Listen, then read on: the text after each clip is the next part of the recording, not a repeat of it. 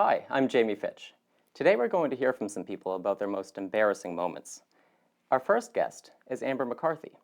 Welcome, Amber. Thank you. What do you do? I work at an advertising agency. Really?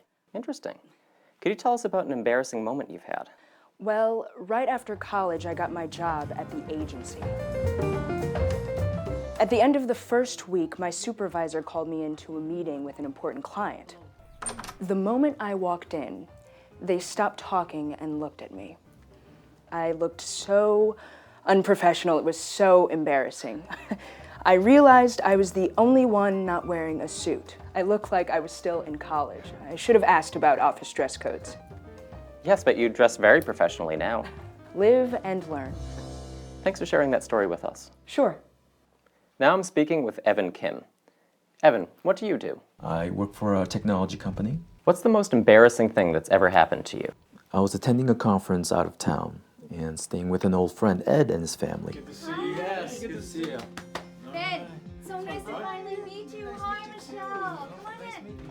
The first morning, I overslept. I was rushing to leave the house.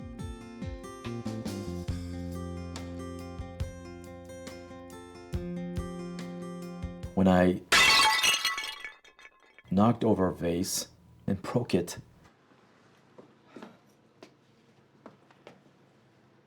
No one was awake yet, and I was in a hurry, so I just threw away the pieces. By the time I had cleaned it up, I was really late, so I left. I should have called Ed and told him about it, but honestly, I forgot. That night, when I got back to the house, Ed and his wife, Michelle, were having an argument with their son, Ben. They thought Ben had broken the vase and then tried to hide it. Ben kept saying he hadn't done it, but no one believed him. As soon as I realized what they were arguing about, I told them I was the one that broke the vase. Okay, you need to step forward, take ownership. Please. Steve, this is family Ed, business. please, just stop. I broke the vase. I was so embarrassed. I had broken a vase and caused an argument. Oh no. Well, what should you have done? I should have left a note or called or something. I offered to buy a new vase, but Michelle didn't want that. It turns out the vase was a family heirloom and very special to her. If I had known that, I would have woken her up, told her about it when it happened. Michelle, I'm sorry. Ben, I'm sorry. She forgave me, but her son still won't talk to me. Oh, he will eventually. I hope so. Maybe I should have bought him something to apologize. Thanks for the story, Evan. And now let's talk with Alexis Reynolds. Welcome. Thank you.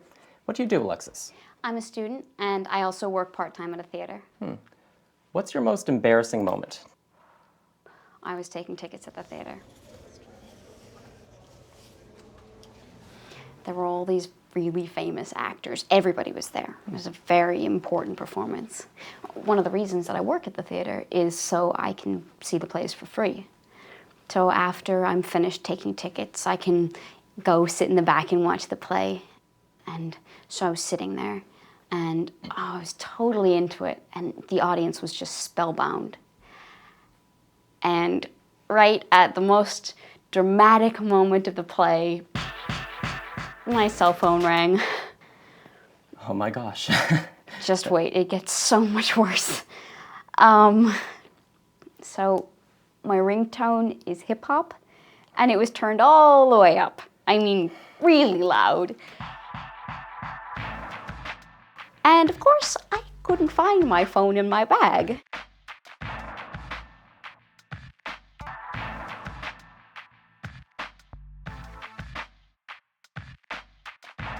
So by the time I finally found the phone, everybody was staring at me.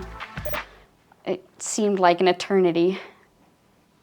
I pretty much wanted to crawl under my seat and hide. I am so glad that my boss wasn't there that night, because if he had been, I would have been fired. Oh, that sounds awful. But you've recovered. Yeah, I have recovered, but from now on, my cell phone is on vibrate. Yeah, good idea. What's the most embarrassing thing that's ever happened to you?